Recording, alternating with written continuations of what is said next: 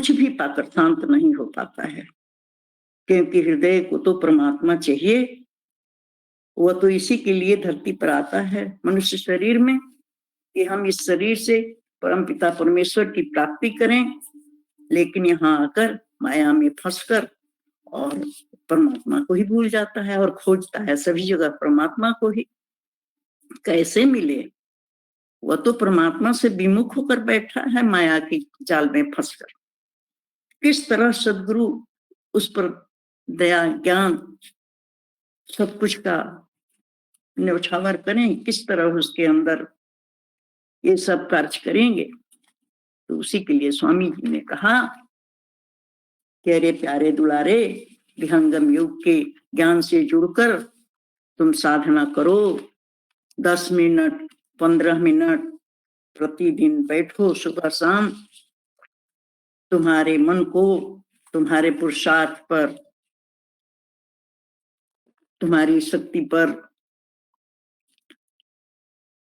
तुम्हारी साधना पर, तुम्हारे सत्संग में उपस्थित होने पर सदगुरु की शक्ति जाएगी, तुम्हारे मन को रोक देगी, तुम्हारा मार्गदर्शन कर देगी।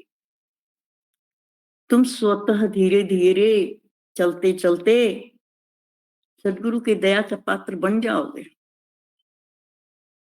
लेकिन हम सब 84 लाख योनियों में भ्रमण करते करते करते करते मन पर इतना सा बंधन, इतना सा जाल बटोर लिए हैं कि उससे हमारा जो है कल्याण होने में बहुत समय लगता है, बहुत ज्यादा। कुछ अनुभव नहीं होता है। बहुत सारे शिष्य ऐसे हैं जिनको कुछ अनुभव नहीं होता है। वे प्रश्न कर देते हैं सदगुरु के पास, कहते हैं प्रभु मुझे तो कोई अनुभव होता ही नहीं है, हमसे तो साधना होती ही नहीं है, मैं क्या करूं? स्वामी जी क्या कहते हैं, एक बार वृत्तिकूट आश्रम पर स्वामी जी की अमृत वाणी हो रही थी।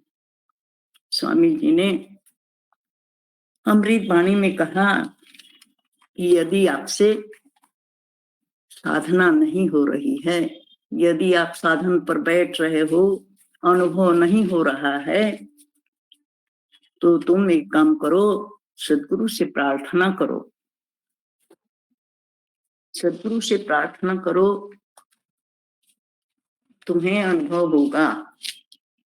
फिर कहते हैं कि यदि ये भी नहीं बनता है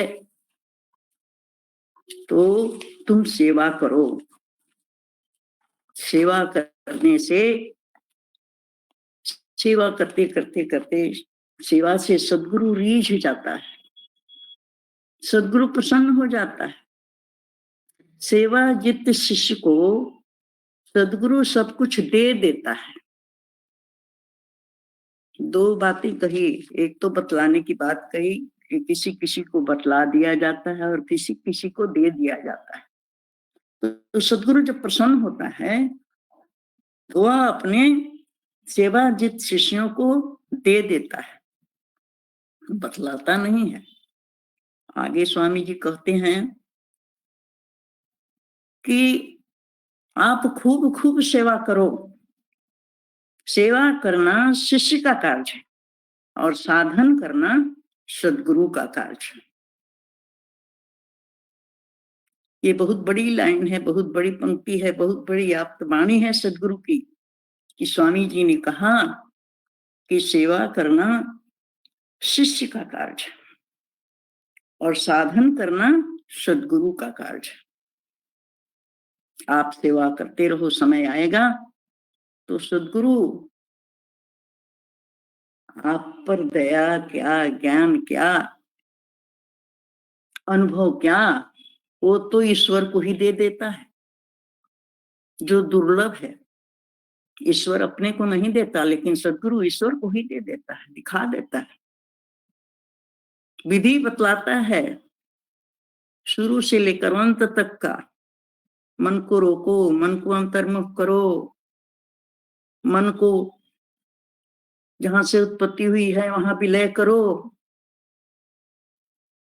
सुरति निरति एक होकर उस परमात्म तत्व का अनुभव करो। मैं तुम्हें वहां पहुंचा दूंगा जहां से तुम आए हो। स्वामी जी ने तो उद्घोष किया कि अद्भुत मार्ग योग विहंगम मैं तुझको बतलाऊंगा, यदि भी तुम साधन करियो तो अमर लोक पहुंचाऊंगा। कितनी बड़ी बात, कितनी बड़ी दया, कितना बड़ा ज्ञान, कितना बड़ा स्रोत, कितना बड़ा सदगुरु स्वयं परमात्मा मनुष्य तन धारण करके हमारे आपके बीच में आया है। और वो क्या कह रहा है? वो कह रहा है कि अरे गंगा बह रहा है, स्नान कर लो, पुनः ऐसा समय नहीं मिलेगा। ये सदगुरु की वाणी है। कहते हैं कि गंगा बह रहा है, स्मरण, तुम स्नान कर लो, पुनः ऐसा अवसर नहीं मिलने वाला है। विचारणीय बात है। क्या पानी की गंगा बह रही है जिसमें स्नान करने को स्वामी जी कह रहे हैं? नहीं, पानी की गंगा नहीं बह रही है। वो पानी की गंगा के बारे में भी, यदि नाली का पानी गंगा में जाता है तो भी गंगा जल बन जाता है। अगर नालियों का पानी, छोटी छोटी नदियां का तो बात ही अलग, नाली की पानी यदि गंगा में जाती है तो भी गंगा जल बन जाता है। तुलसीदास ने एक जगह हम पढ़े थे कि तुलसी जो है, तुलसीदास जब राम की शरण में गए, राम को पहचाना, राम की भक्ति की, राम की पूजा की, राम से मिले, तो क्या हो गए? तुलसी से तुलसीदास हो गए। नाली की पानी गंगा में मिलकर गंगाजल हो जाती है। तो क्या हम अपने सदगुरु की सेवकाई करके सेवक नहीं बन सकते हैं? बन सकते हैं, जरूर बन सकते हैं। लेकिन हम इसको समझें। स्वामी जी कहते हैं कि गंगा बह रही है, स्नान कर लो, ऐसा फिर अवसर मिलने वाला नहीं है। ब्रह्म विद्या विहंगम योग की धार ईश्वर के द्वारा जो प्रवाहित है, उसमें स्नान करने के लिए स्वामी जी कह रहे हैं। स्वामी जी के द्वारा हम सभी भक्त शिष्यों को आदेश मिला, ये जो महामंदिर बन रहा है वो पूरे विश्व के लिए एक आध्यात्मिक धरोहर बन रहा है। वो ईंट पत्थर मिट्टी का दीवार नहीं बन रहा है, संगमरमर का जड़ा हुआ, स्टोन का जड़ा हुआ वो मंदिर नहीं बन रहा है। उसमें तो हमारे परम आराध्य सदगुरु का चिंतन मणि जो सर्वेद है, वह तो ब्रह्म विद्या का, ज्ञान का धार है, ईश्वरीय धार है। उस ईश्वरीय धार को प्राप्त करने के लिए एक स्रोत बनाया जा रहा है, स्थान बनाया जा रहा है, जहां जाने से हमारी वृत्तियां ऊर्ध्व हो जाएंगी, हमारी आत्मा परमात्मा से मिलने के लिए शुद्ध हो जाएगी। उतना पावन पुनीत महामंदिर के निर्माण के लिए सदगुरु किनको पुकार रहा है? सदगुरु जो स्वयं दाता है, जो स्वयं परमात्मा का स्वरूप है, जो हमारा नियामक है, जो सर्वव्यापी सत्ता है, जो सर्वज्ञ है, सब कुछ जानने वाला है, वह हमारा आपका आह्वान कर रहा है। कितनी बड़ी बात है, इसके अंदर कितना बड़ा रहस्य है। हमारा आपका कल्याण करने के लिए ब्रह्म विद्या विहंगम योग की इस धार पर खड़ा होकर सदगुरु बुला रहा है, आओ मैं तुम्हें उस पार कर दूं। उस पार जाओगे तो मेरे साथ हो जाओगे, इस पार हो तुम माया के साथ हो। वही तो है ब्रह्म विद्या का धार, वही तो है महामंदिर का निर्माण। उसी के लिए तो हमारा आपका आह्वान हो रहा है।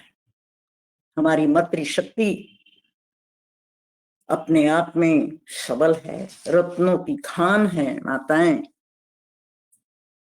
जो चाहेंगी तो क्या नहीं कर सकती हैं, सब कुछ कर सकती हैं। माताएं बहनें जो हैं उनसे क्या नहीं हो सकता है।